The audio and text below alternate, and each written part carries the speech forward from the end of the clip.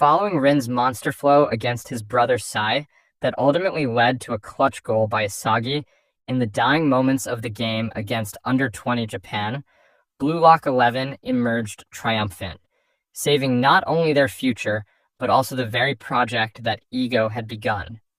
But the story was far from over, and by the end of it came a new challenge, as Ego introduced his egoistic dream to managers and federations across the world, giving birth to the Neo Egoist League, where both new faces and familiar rivals were set to compete in what promised to be a thrilling new chapter. Yet before the next phase of training could begin, the players of Blue Lock were sent back home to rest. Rin, too, found himself free, sitting on the shore he and his brother once visited, his mind still replaying the scenes of the under-20 match. He remembered the moment when he had the upper hand against Sai, yet even in victory, he could not fully grasp the new side of himself that had surfaced. It felt foreign, and yet nostalgic, as if his veins themselves were dancing. What unsettled him more was how Sai seemed to already know about this hidden part of him. Rin wondered briefly if his brother's plan all along had been to awaken that ego buried within, but he dismissed the thought instantly. None of it mattered, because in the end, Sai had recognized Isagi instead, and it was clear that while Isagi had gained everything from that match, Rin had fallen one step short. Fueled by that realization, determination burned hotter within him. Rising to his feet, he gazed out at the sea, declaring silently that he would change, that he would give everything to surpass and destroy both Isagi and Sai. Meanwhile, inside the Yoichi household, a quieter scene unfolded. Isagi's family sat together for dinner, his parents brimming with pride as they told their son how happy they were to see him doing what he truly loved. They said it never mattered to them whether he scored or won, for they would always support him, wishing only for him to live his life freely. Their words lingered in Isagi's heart long after, echoing in his mind as he lay in bed later that night. He wondered whether living life as one wanted was what it meant to be an egoist. The thought left him uncertain, yet it sparked something inside him, a renewed energy that made him promise himself he would do whatever it took to stay in Blue Lock. His reflection was cut short when his phone buzzed with a notification from Henri announcing the restart of activities at Blue Lock, instructing him to return immediately. The same message reached every participant, and by the next day, the players had all gathered once more, ready to step into the second phase of the project.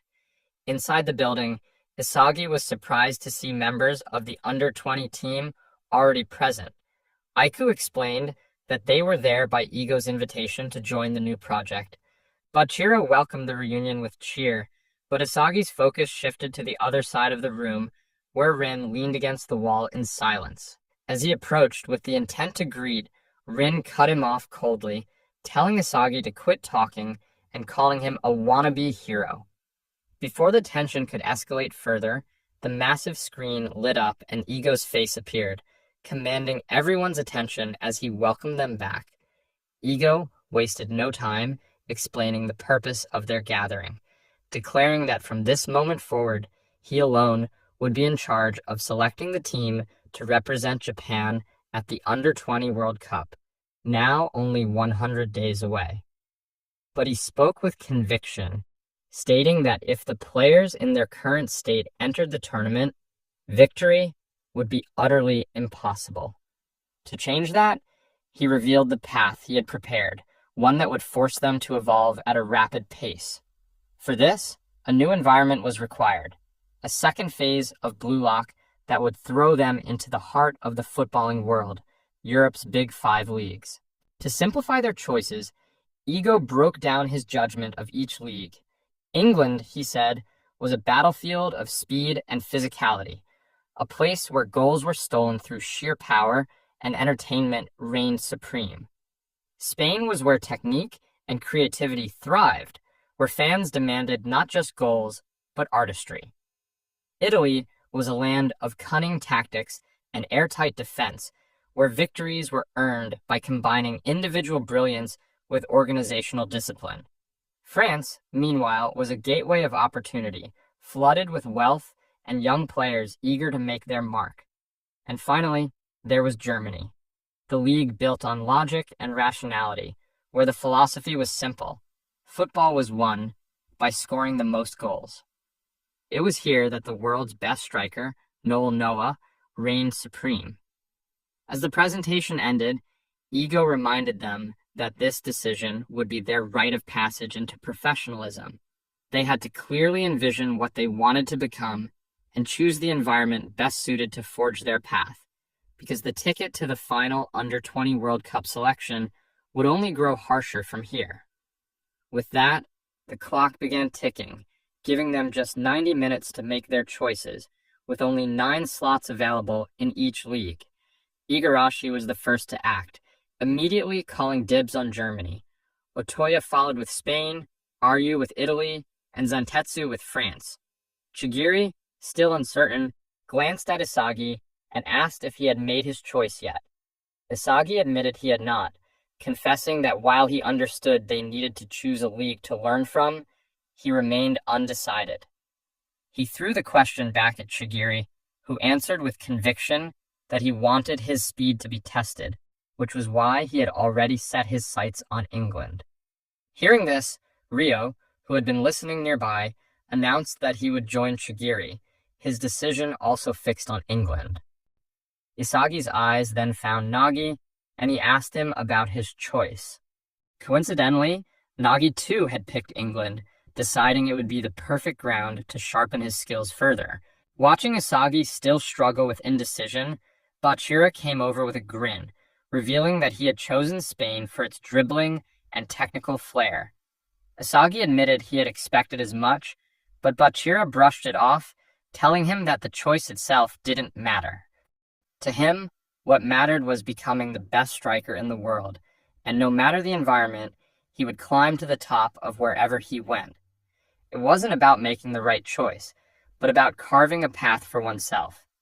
He urged Isagi to do the same, not to rely on logic, but to trust his instincts, just as he had.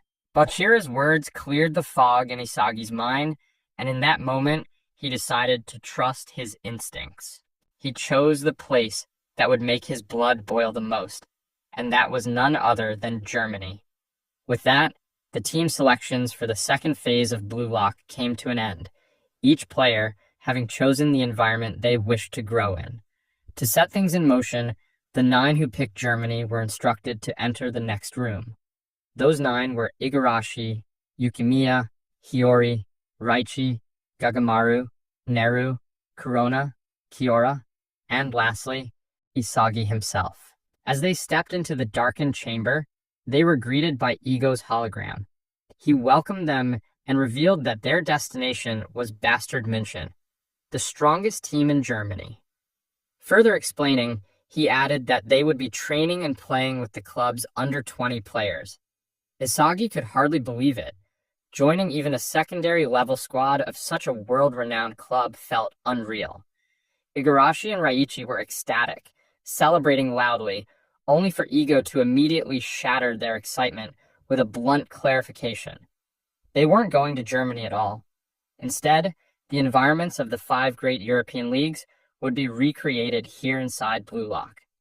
To achieve this, Ego had invited players of their age who currently played for the top clubs across Europe's Big 5, England's Manchester City, Italy's Ubers, Spain's FC Barça, France's Paris X-Gen, and Germany's Bastard München were all represented.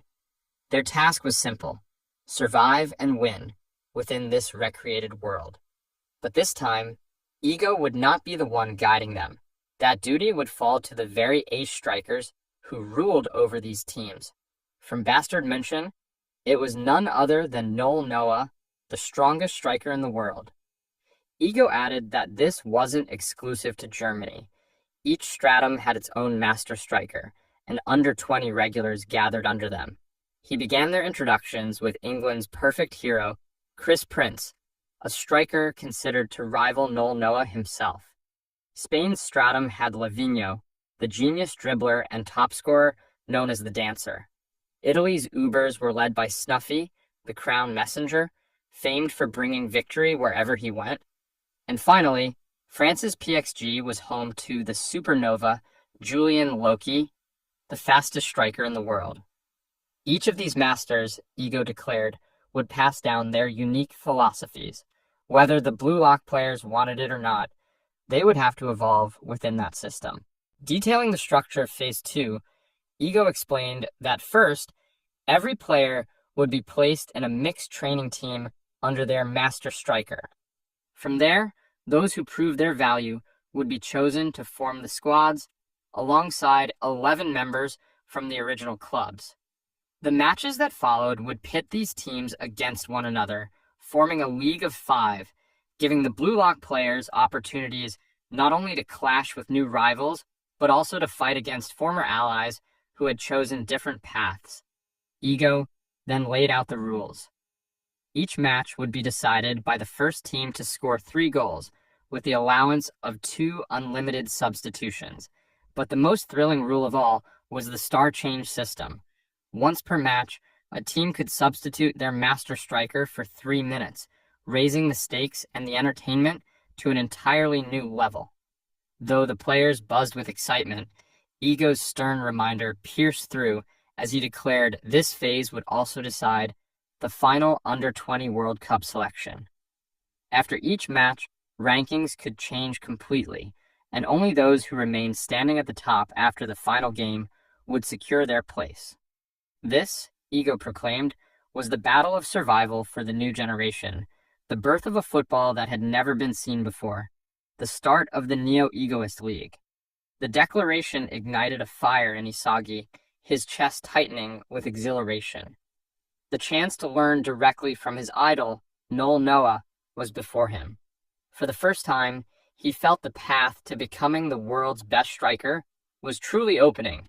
Yet before the thought could fully settle, Ego spoke again, saying he had one last matter to address. On Bastard München's side, there was another player he personally insisted on including. The room fell silent as he revealed that while most Blue Lock players had followed what he called the proper path, he had also prepared a hidden one for those defeated, forcing them into different philosophies. Out of that path, one monster survived, and now he would return to Phase 2. The doors creaked open, and in walked the lone survivor of the wild card, the Dark Horse himself, Kunigami Rensuke. Gasps rippled through the room as Ego announced Kunigami's return. With that, he declared the official kickoff of Blue Lock Phase 2 and handed the reins to Noah. The hologram vanished, and a mechanical doorway opened before them, revealing a dazzling cybernetic field. Noah's voice thundered in German, instructing them to reach the goal where he would be waiting. A countdown appeared, and the Blue Lock players immediately understood. It was a race against Bastard München's Under-20 squad to reach the destination first. Isagi, spotting Kunigami after so long, called out to him, welcoming him back as a superhero. Kunigami's cold reply shut him down, telling him to drop that childish name as he no longer called himself that. Isagi was stunned at how different he seemed, but the buzzer went off before he could process it further, and everyone burst from the starting line as the training began. They opened with a straightforward sprint. Yet even here, Isagi noticed Kunigami's staggering improvement. He was faster, stronger, his physical specs far beyond what they once were. By the time they reached the second zone, a steep upward slope, Isagi marveled at how effortlessly the German players climbed, questioning if they were really even the same age. But refusing to fall behind, he pushed onward and cleared the third zone without issue. Then came the fourth, a brutal test of step jumps. This time, the Blue Lock players faltered, their movements sluggish and strained. Only one among them managed to keep pace with Bastard München's players, Kunigami, who leapt with a force and precision that proved just how much he had changed. Just then, a sharp buzz confirmed the first player to reach the goal, infuriating Isagi, who immediately pushed himself harder to catch up. He stormed into the final zone, dribbling past the obstacles with precision, eyes locked on the target as he prepared to take his shot at the highest score possible. But as his foot struck the ball, a presence flashed at the edge of his vision. Another player had fired at the same moment, his shot colliding mid-air with Isagi's and nullifying it before it could hit the target. Stunned, Isagi turned, only to see the player step forward and introduce himself as Kaiser. In German, he told Blue Lock to kneel, remarking that he had been waiting to meet Isagi all along. Recognition sparked in Isagi's mind instantly.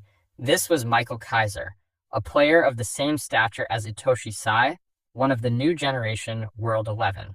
Frozen in place, Isagi barely noticed his teammates crowding around him, asking what had happened.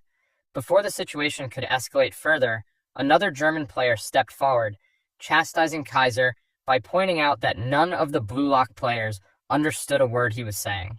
He then approached and handed them a set of micro-interpreters, allowing them to finally grasp the communication. Introducing himself, he told them his name was Alexis Ness. The introductions didn't stop there. 2 more players from Bastard München's under-20 squad stepped up, Eric Gessner and Benedict Grimm. Their demeanor was far from welcoming, sneering as they told Ness to quit being so polite, venting frustration that they had only come because they were told Blue Lock players were extraordinary. From what they had seen, they said, that didn't seem to be the case. As the tension hung in the air, Isagi didn't even realize when Kaiser's hand slid under his chin and pulled him closer. With a calm, yet unnerving intensity, Kaiser told him not to disappoint, claiming he had come here solely for him. Isagi tried to pull away, but Kaiser's grip tightened, dragging him closer still. He told Isagi to shut his mouth and prove to him that coming here wasn't a waste of time. Anger flared in Isagi's chest. He met Kaiser's piercing gaze and accepted the challenge, declaring he would gladly ruin his life. Kaiser only smirked, calling him a foolish clown, before proclaiming that Blue Lock would rise and fall for his sake, alone, until he claimed the stage as the world's greatest striker. The tension snapped as a commanding voice cut through the room. Noah appeared, ordering Kaiser to quit acting childish. Kaiser tried to talk back, but Noah's cold rebuke silenced him instantly. He reminded Kaiser that here, he was the one who made the rules. Noah then addressed the group, stating that the initial training was complete. Its purpose, he explained, was to measure each player's physical ability, emphasizing Bastard München's philosophy of extreme rationality. He revealed that based on their training and gameplay data, each player would be ranked, and only those who placed in the top 11 would earn the chance to play in the next match. The results flashed before their eyes, and Isagi's heart sank. He was dead last, his score ruined by Kaiser's blocked shot. None of the other Blue Lock players managed to break into the top 11 either, leaving them far behind Bastard München's regulars. Only one exception stood out, Kunigami. The wildcard had secured 3rd place, surpassing nearly everyone except Ness, who ranked 2nd, and Kaiser, who sat firmly at the top. Crushed but not broken, Isagi resolved to climb back. The very next day, he dedicated himself to Noah's strict routine, grinding through every drill and data-driven session to push his ranking upward, even if only slightly. With only 10 days left until the first match, he knew the reality. Unless he broke into the top 11, he would never set foot on the field. That meant devouring everything Bastard München had to offer. Late at night, poring over his field stats and gameplay data, Isagi realized the truth. His power and passing abilities were still lacking. He had never relied on physical strength to get this far, and that weakness now anchored him to the bottom. Desperate for an answer, he decided to confront Noah directly. He entered the Master Striker's room and, without hesitation, asked what he lacked to reach the top. Noah regarded him calmly, his response simple yet heavy. He told Isagi to rethink his entire way of playing, and to return with an idea and a logic strong enough to defeat even him. 10 days later, The day of the first Neo Egoist League match arrived. From Germany's dugout, the starting 11 emerged, composed of Bastard München's regulars and Kunigami, who had secured his spot. Isagi remained on the bench, restless, watching with fire in his eyes. Noah's words echoed in his mind, reminding him that even without playing, he could still learn and grow by devouring everything before him. The announcer's voice boomed across the stadium, calling forth their opponents, Spain's FC Barça. From their lineup, two familiar faces appeared, both Bachira and Otoya among the starters, having already surpassed Spain's regulars to claim their spots. Isagi's chest tightened as he thought back to those 10 grueling days of training, berating himself for failing to make it into the 11 when others had managed it on both his side and the opposing one. The sight of Kunigami in the German lineup and Bachira in the Spanish one left him fuming. Every second spent on the bench felt like torture. He wanted to be on that pitch more than anything, but he knew frustration alone would not change anything. Gritting his teeth, he vowed to burn every movement into his mind, to analyze every strength and weakness of the players before him until his chance came. And then, the announcer's call shook the stadium once more, officially commencing the first match of the Neo Egoist League, Germany's Bastard München versus Spain's FC Barça. That's it for the first episode of Blue Lock Season 3. Stay tuned. More episodes are on the way. Hit the subscribe button and turn on notifications so you don't miss episode 2 when it drops. I'll see you soon with a brand new chapter.